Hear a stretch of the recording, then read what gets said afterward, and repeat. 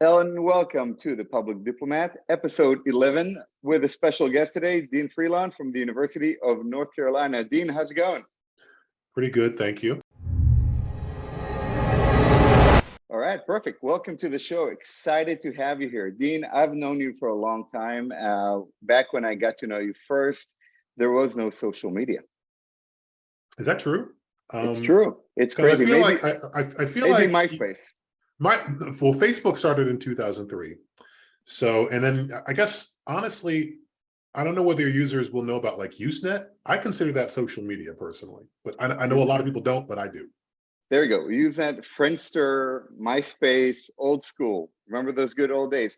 When social media first came out, there seemed to be a promise that social media platforms may empower ordinary people to get involved in politics and therefore empowering the citizens.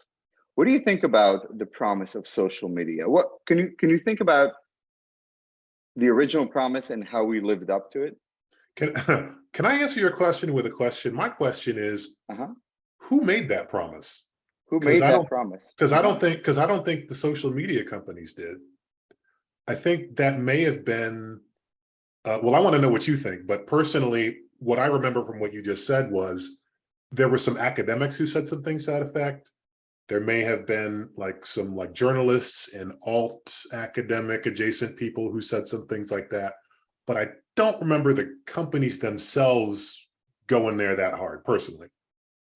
Yeah, I think it was in the tech community, in the mainstream news media, a couple of early geeks who were into it, right? I totally get all that. And so I remember that, and I guess it's interesting to me that you put it that way because when people make promises about things that they don't control, it's an interesting situation because I guess you could consider that. I guess maybe I think of that more as a prediction than a promise, right? So in other words, people are saying, whether it's Cass Sunstein or, John Perry Barlow or whoever, they're saying, this is what I think is going to happen based on this technology that I am not directly involved with and I'm just sort of an outside observer of, which I think is kind of interesting. I think largely the conversations that were happening at the dawn of social media, I'm talking about maybe mid 2000s, late 2000s, first decade of the 21st century.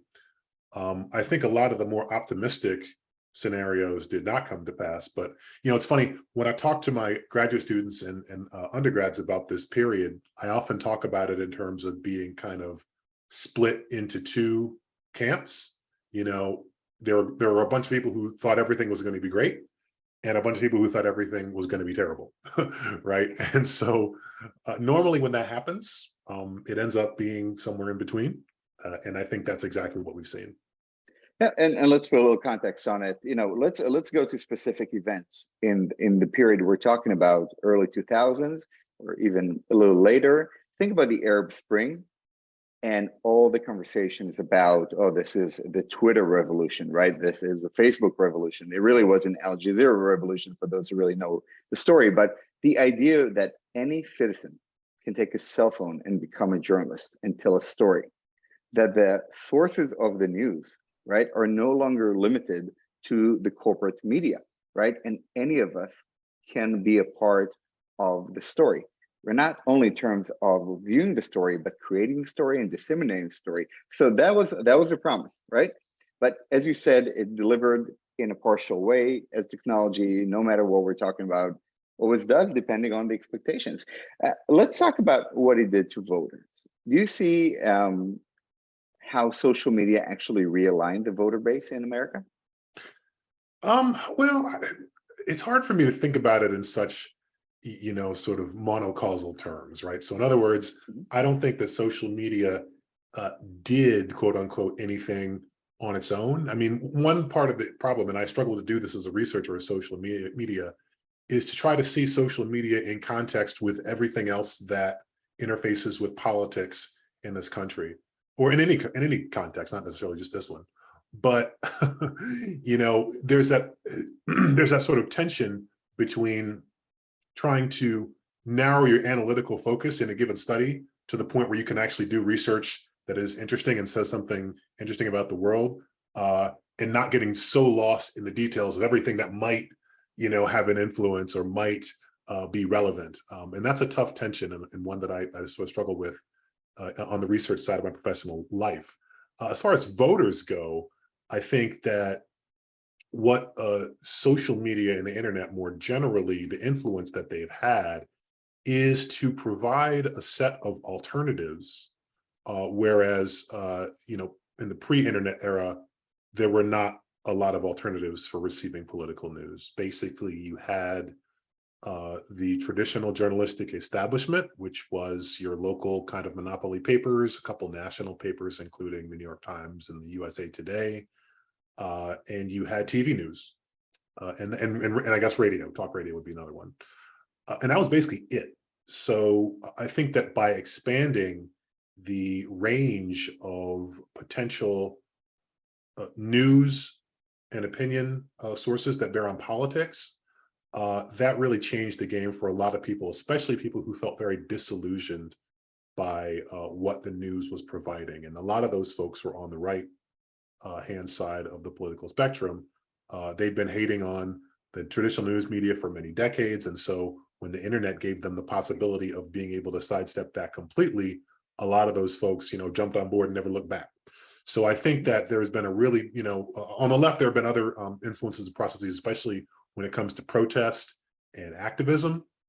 But I think on the right, they've really used it as an alternative media source to a much greater degree than those on the left, who typically rely on legacy media platforms. Well, I mean, but think about it. So we had the fragmentation of news sources and fragmentation of audience in a way, and people ultimately will go. I like the idea of a diet of news, and when you really think about what people select to consume, where once, the Walter Cronkite audience, we all sit at home, we watch Walter Cronkite, we watch The Love Boat and Three's Company. Now we are watching only the kind of content that we want to watch. So, as people really select content that reaffirms their own political biases, their own worldviews, right? We know that. How do you think selective exposure ultimately either augments or disempowers the democracy all around the world? I mean, not just in the United States. Well, what's interesting about selective exposure is one of the most interesting research findings about it over the past decade, really decade and a half, is that it's fundamentally asymmetrical in terms of the way that it works. So it turns out people are much more attracted to attitude consistent content than they are repulsed by attitude inconsistent content. In other words, you're going to seek out things that are really congenial to your worldview, but you're not necessarily going to recoil as much from things that are outside of your worldview. And so I think what that does is, there's been a lot of research over the past couple of years that have really questioned this idea of an echo chamber or a filter bubble. At most, it seems to apply to only the most partisan people that are really on the extremes of the left and the right. But most, 90+ % of folks that occupy that very large middle space are going to get at least some, it may be lopsided, right? In other words, it's not like 50-50, but they're going to get at least some exposure to content that is not directly congenial to their worldview.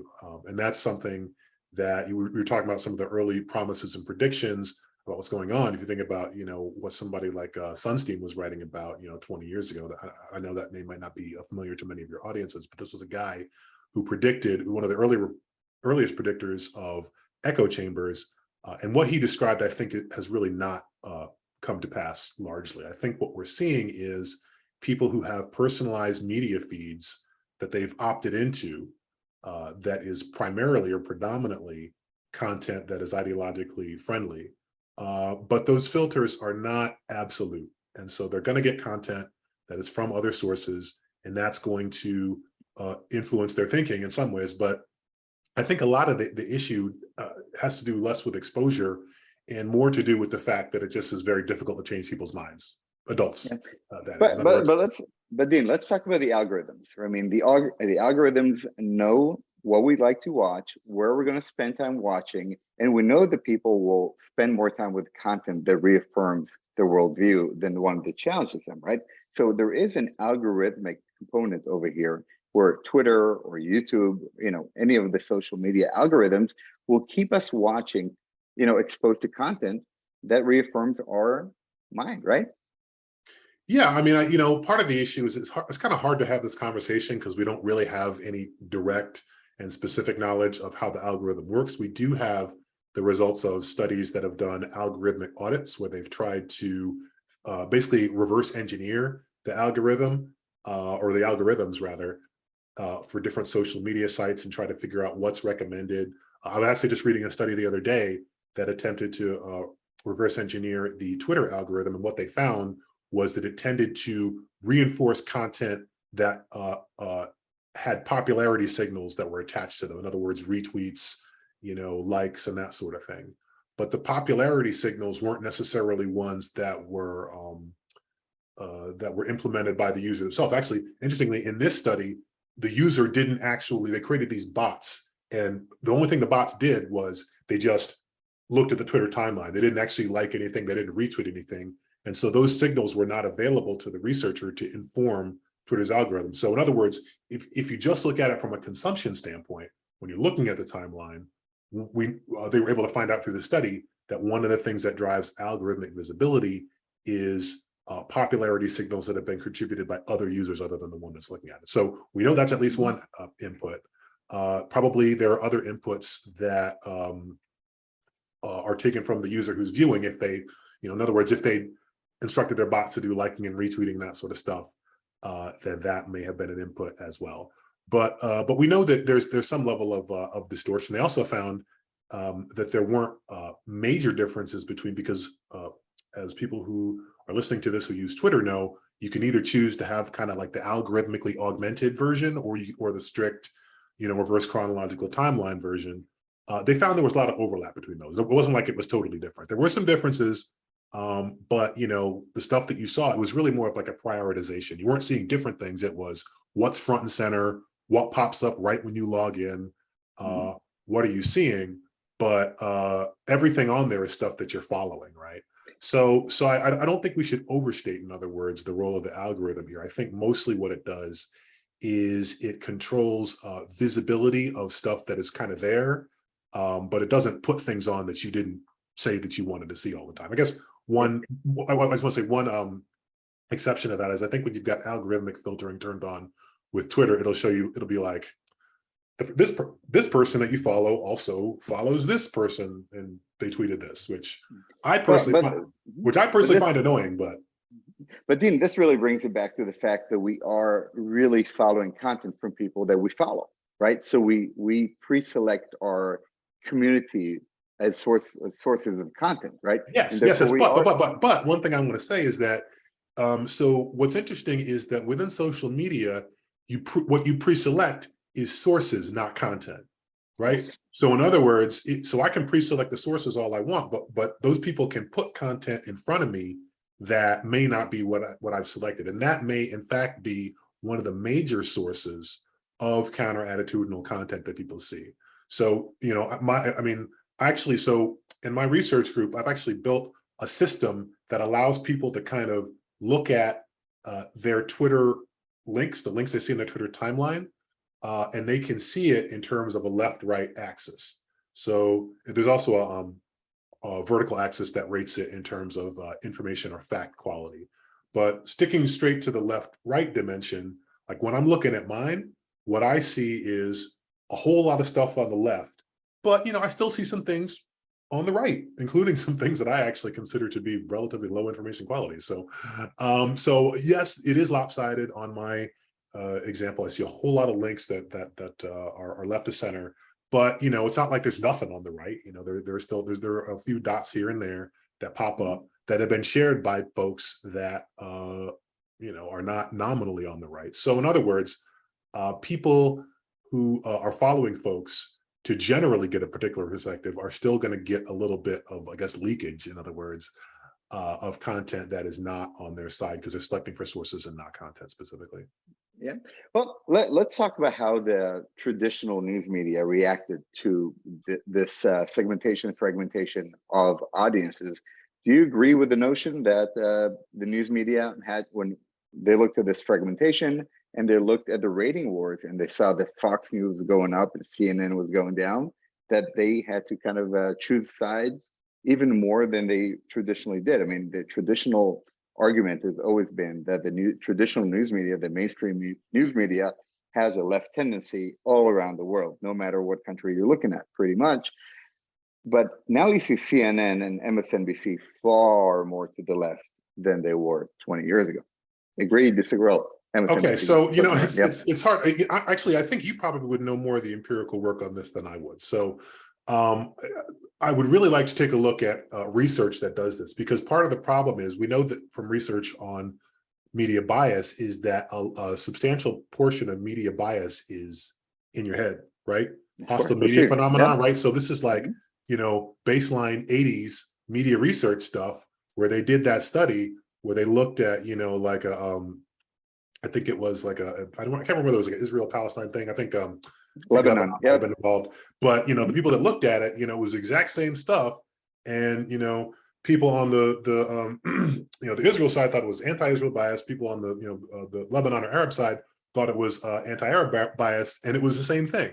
And so that just goes to show you that at a minimum, media bias is as much psychological as it is out there in the media content. So in other words, even though I respect you greatly as a researcher, I would not, necessarily take your word for it that, that CNN and MSNBC have moved far to the left on the right, because over the past 20 years, because we know that folks on the right have been saying that, as sort of a propaganda type of thing for many decades. Now, what I will say is that if there was research on this that was, properly done and quantified the sort of content-based leftward, drift of these sites or of these platforms, sites, and channels, that I would accept as evidence of that. And if you want to point me to those references, I'm happy to take a look at those.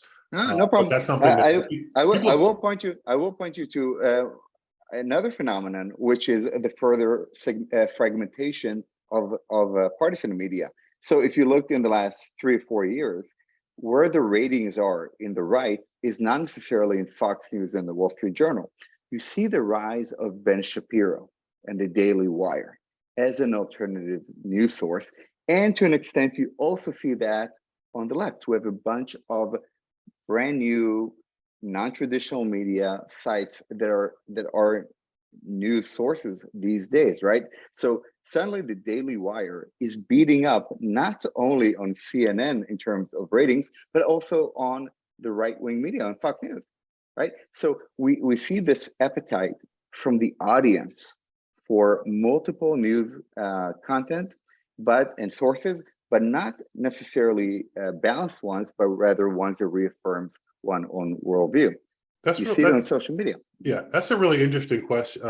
Point. Gonna be honest with you, I don't necessarily know whether I would consider those news, and that's not, obviously I just said most of my timeline is on the left, so clearly I could be accused of bias. Fine, I don't care, I have tenure. But the reason why I say this, and I say this as much for the right as for the left, and that is, when I think of news, I think of organizations that participate in traditional journalism, that is going out there, breaking stories, talking to people, verifying facts, doing all of that baseline journalistic work. And a lot of the outlets that you just talked about don't do that. They're basically opinion outlets.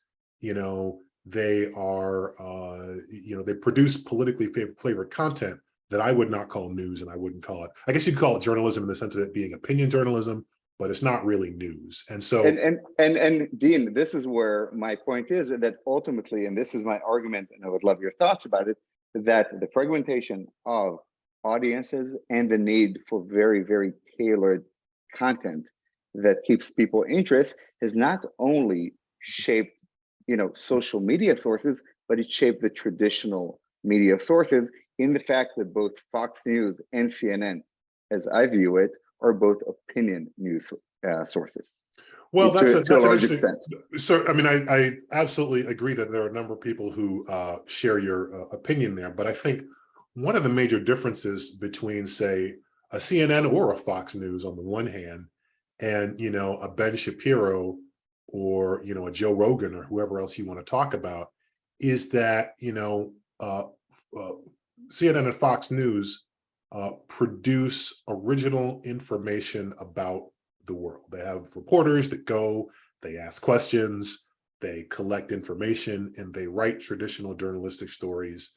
And Ben Shapiro and Joe Rogan just don't do that, right? What they do is they take the raw material of the news and they talk about it. Now, I really don't want to be seen as casting any kinds of aspersions on Ben Shapiro's or Joe Rogan's talent. They're obviously very talented people, regardless of what you think about their, political, beliefs. They have attracted large audiences. They're, big media personalities. They make a lot more money than I ever will, which I'm totally fine with.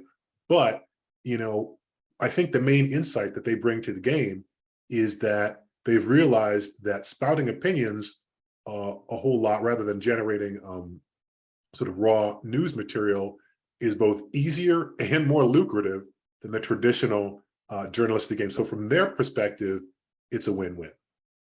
Yeah, but the argument would be that you see a lot of that on Fox News and on MSNBC as well. Right, but they also have news generating arms, which those other outlets I mentioned don't. Okay. How about the politicians? They see the change in the voters, in the audience. They see the change in the media sources, and they go on social media. And I don't want to necessarily talk about the tweeting president, Donald Trump, right? We see this in politicians in Europe, in Asia, in South America, in Africa, all around the world. Politicians have taken to social media and they are bypassing traditional news and traditional news outlets and the gatekeepers and talking directly, not only to the voters of the nation, but to their particular supporters on a regular basis. What do you think about this phenomenon? Is this empowering democracy or is this hurting democracy? Yeah, well, it's something that is, I think the main proponent of this in the United States, everybody's familiar with Trump and his Twitter feed.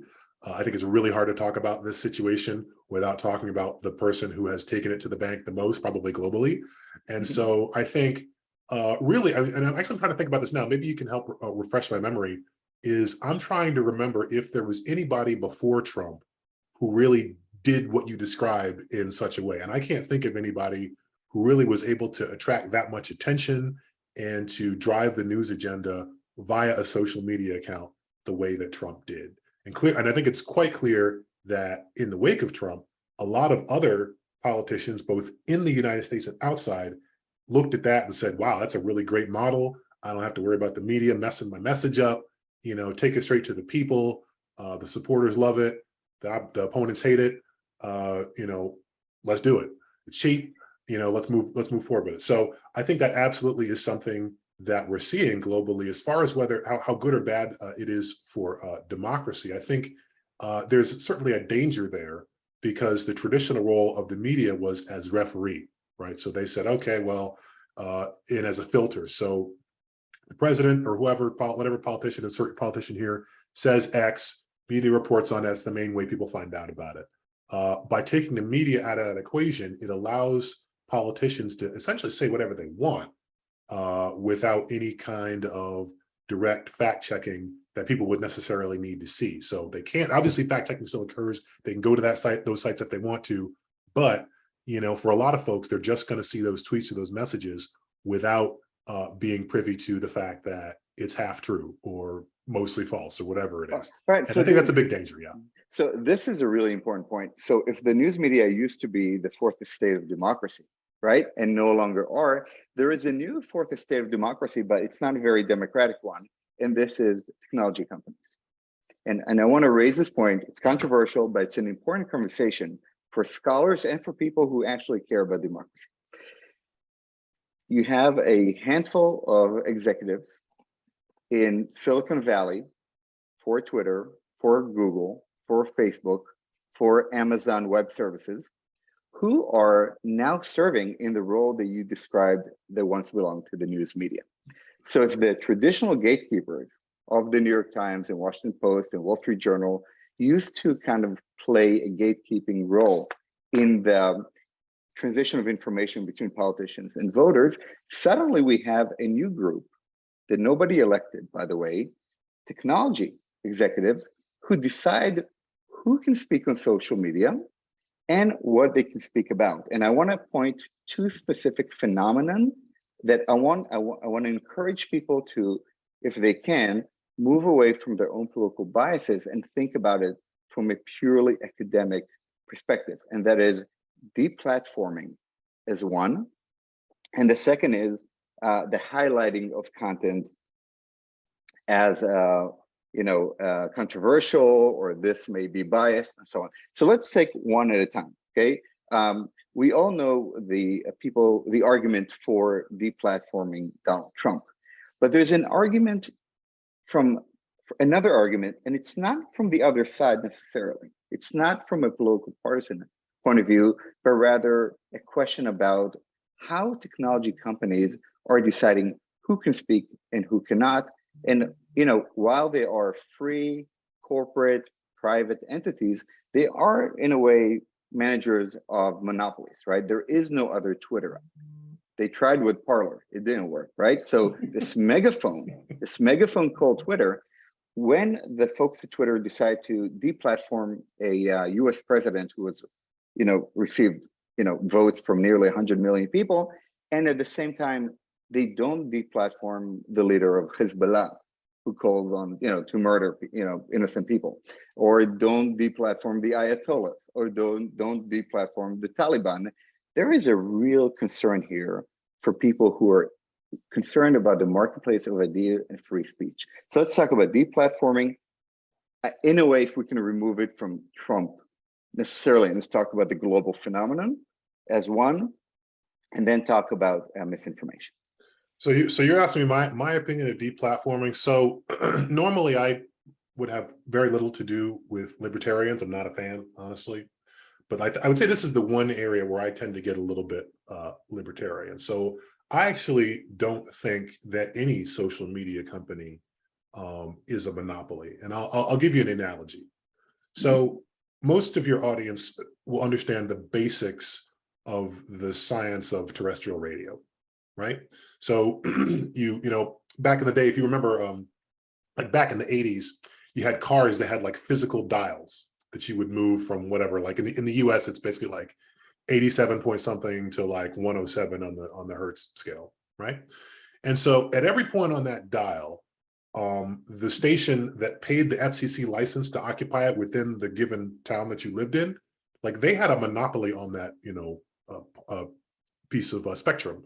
And the reason why they had that was because in the 30s, the FCC basically said, we have to have, a law that basically ensures that people will sort of take stewardship of this particular piece of like spectrum real estate, so that a bunch of people aren't trying to use it at once, and then it would be chaos and nobody could hear anything. So like, to me, that's a monopoly. It's a monopoly in the sense that when somebody occupies that space, nobody else can have it. Social media to me is very different, right?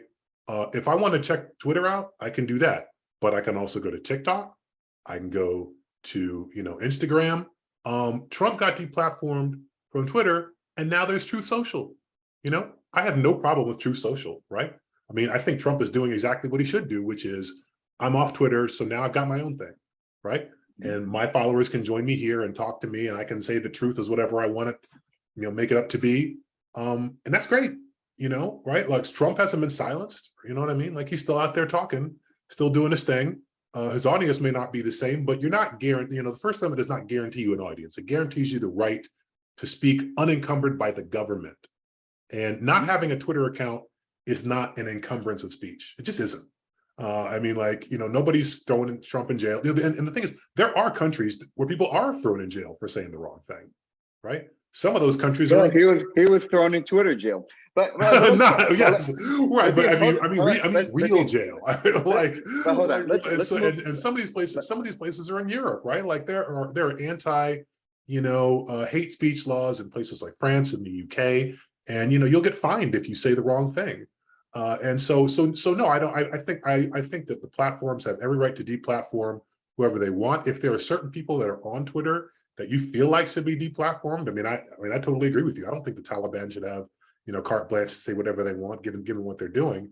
But social media companies have in the past been pretty responsive to public outcry about things like problematic speech. And so they've been able to curb a lot of the worst of it. Obviously, they've still got a lot of work to do, but they have been responsive when the public outcry has been there to really make a change about who can speak on some of these platforms. Well, this is a big deal. Elon Musk is trying to buy Twitter, or not to buy Twitter, depending on the day. But his key argument really has been about the fact that Twitter is an important platform for democracy and for our conversation as citizens about important issues. And it's not necessarily about politics. I mean, when we saw the vaccine and the whole notion that if anybody said anything about the vaccine that didn't fit the government line, automatically they were waived and they were flagged and they were thrown in Twitter or Facebook jail, whichever platform. That is a concern for people who care about free speech.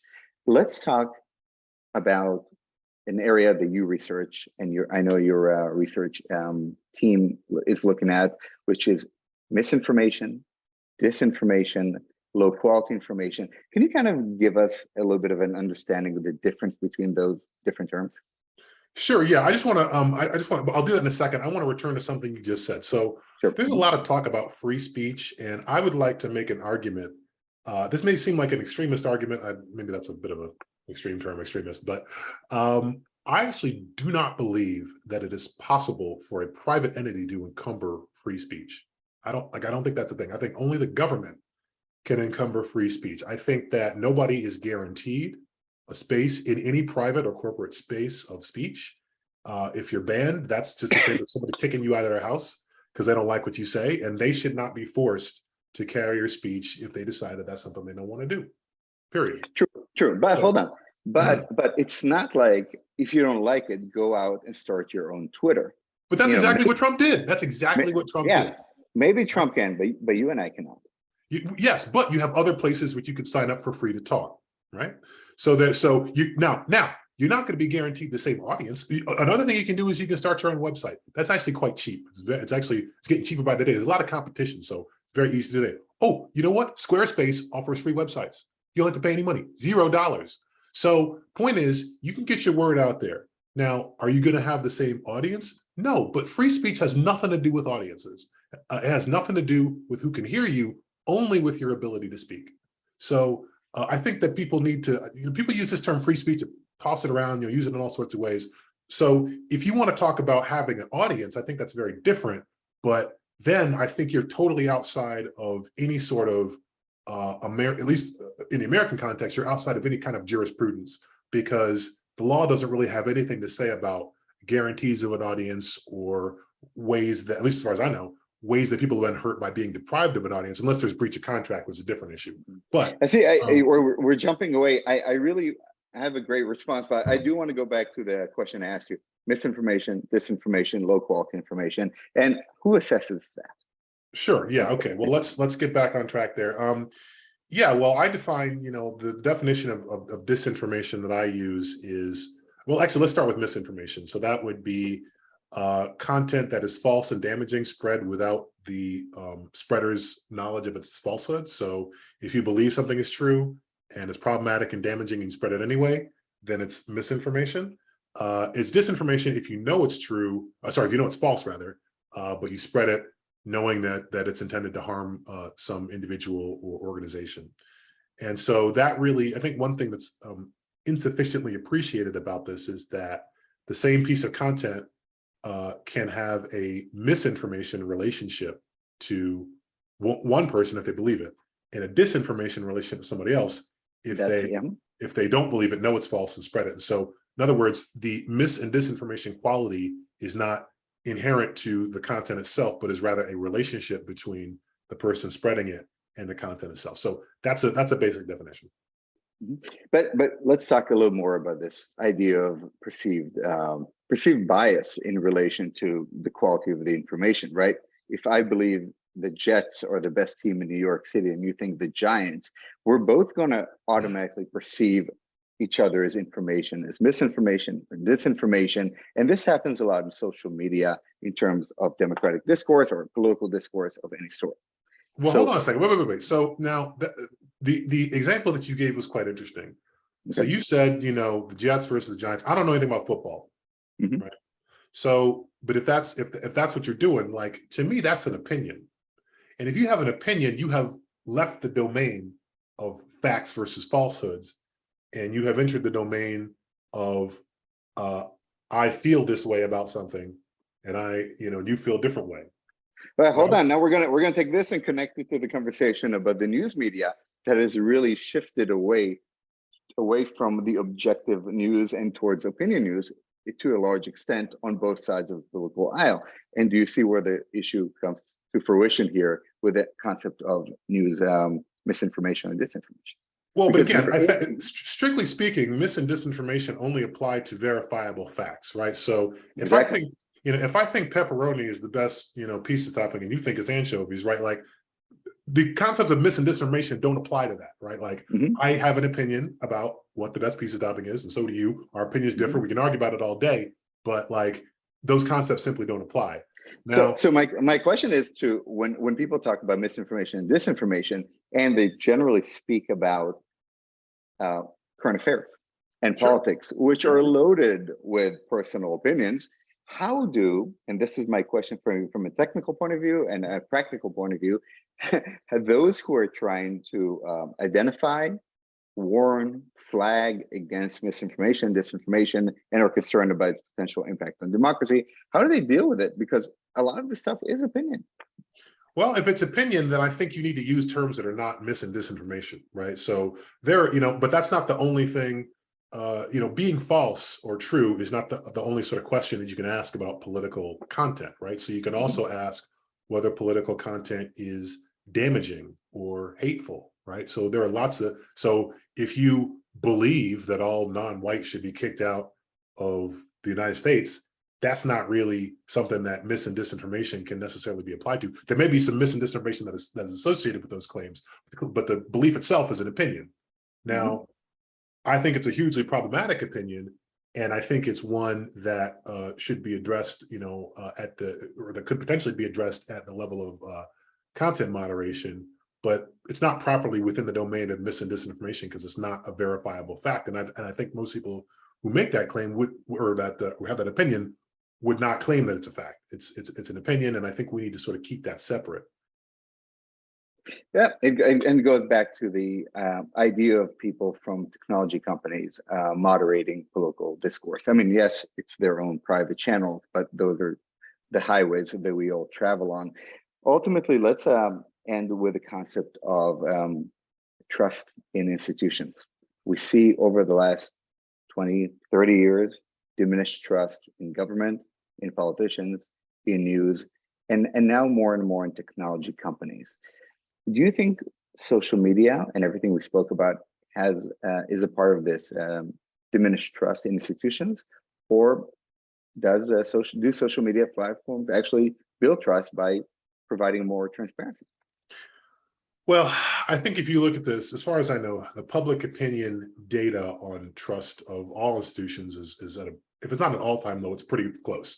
So whether we're talking about politicians, scientists, mainstream legacy media, social media companies, it seems like we don't trust anybody. Academics. Other than, I think like religious institutions and the military are like routinely, at the top of those kinds of things. So aside from those folks, right, it seems like we don't trust many people out there.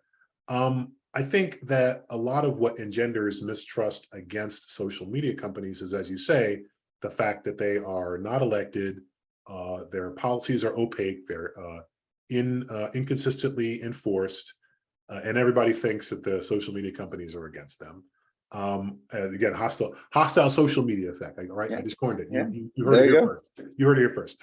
And so I'm not really sure what they do about that. I mean, if you're really big and have a lot of power, I think inherently folks are going to mistrust you. I think all you can really do is try to enforce your terms of service. First of all, be very clear about what your terms of service are and try to enforce them as consistently as possible. Because at least then when people say, oh, I don't trust you, you can at least point to policy actions to say, look, here's what our policies are, here's how we enforce them. You can see how consistent it is, and if you don't like it, you can take your business elsewhere.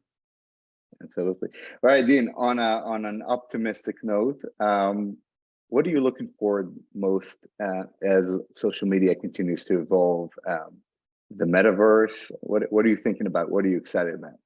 Well, I don't really know what the metaverse is, so I'll be excited to see exactly what it is. I'm really interested in innovation in the space of trying to help people, direct people to content that is higher quality, whether it's more true content or content that screens out extreme views that stigmatize particular groups of people. So, I've always believed that the best way to predict the future is to create it. And so in my research group, I'm working on a tool that will help people understand the differences between the way low quality information sources talk about particular individuals, organizations, and ideas, which we call disinformation attractors, and the way that high quality news and political information sources talk about these disinformation attractors. And the hope is that once you start to build sort of a rhetorical, or identify rather,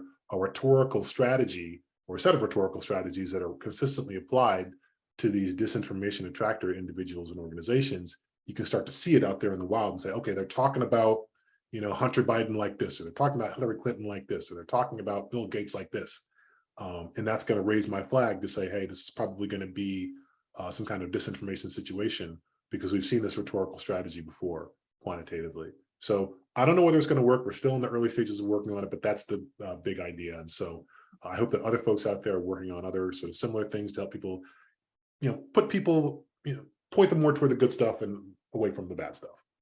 Right, and that's what we're all hoping for, right? Quality information, so we can all make our own decisions. Well, some of us, some people are overly cool with bad stuff, and we got to work on that too. It's a different issue, but.